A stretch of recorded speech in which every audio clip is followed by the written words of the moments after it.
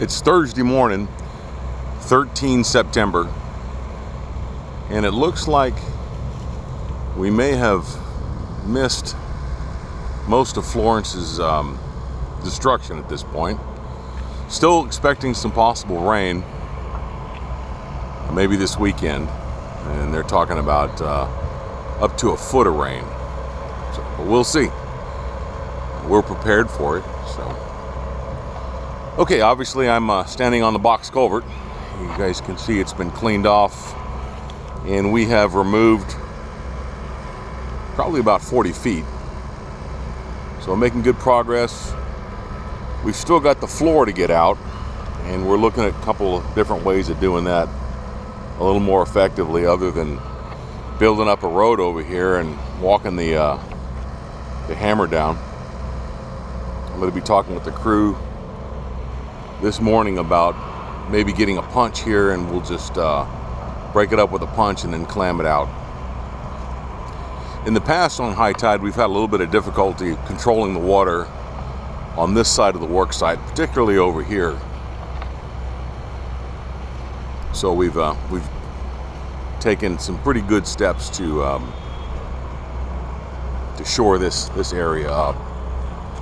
And it looks like overnight we had a high tide of right around this level right there. And that cut on that sheet pile, that's a permanent sheet pile, by the way, is about the highest tide that we normally get. And even with the storm surge or the influence of the storm, we really haven't gone much beyond that.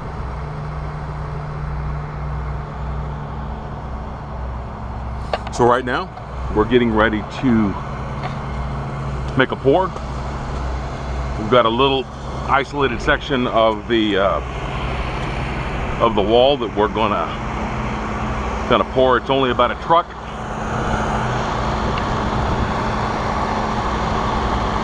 So it shouldn't take too long. Give you a quick rundown of our site preparations from this side.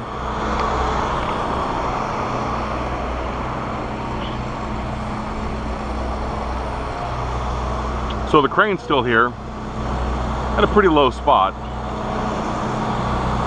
As time goes by, we're getting less and less concerned about the possibility of this area actually flooding, but today at the end of the day, we're gonna have a meeting and discuss walking the crane to the other side. Now you can see that the other side provides a little bit of height, but really not too much. So other than moving the crane from the site, we're kind of limited to how much we can really protect it. It would be completely unexpected to have a storm surge so high that it would affect the crane. But we're discussing it, we're preparing for it, and we'll make sure that Tampa leadership understands what we're doing. This generator right here and its electrical box, supporting boxes, will be moved over to the high ground, and we'll just we'll run our pumps if need be from that side over there. All this small stuff, these hand tools, we've got some trash here on the ground, all that stuff will get picked up as soon as we make our pour today. Other than that, we're looking pretty good. We're testing our concrete right now.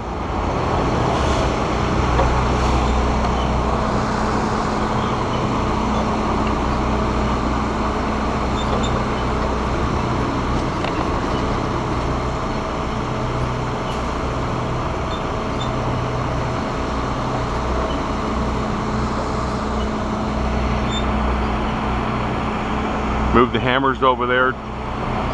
As we discussed, Jeff has covered all the orifices of the hammers. You can see on the power pack for the vibratory hammer, I don't know if you can see the top, it's completely covered in visqueen, which will help. I mean, if we get a truly unexpected rise in the water.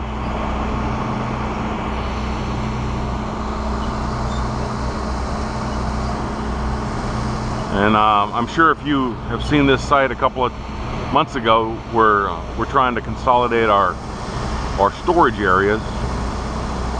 We obviously have pretty limited storage, especially for long items like permanent sheet piles, concrete piles, but we're finding a place to put them.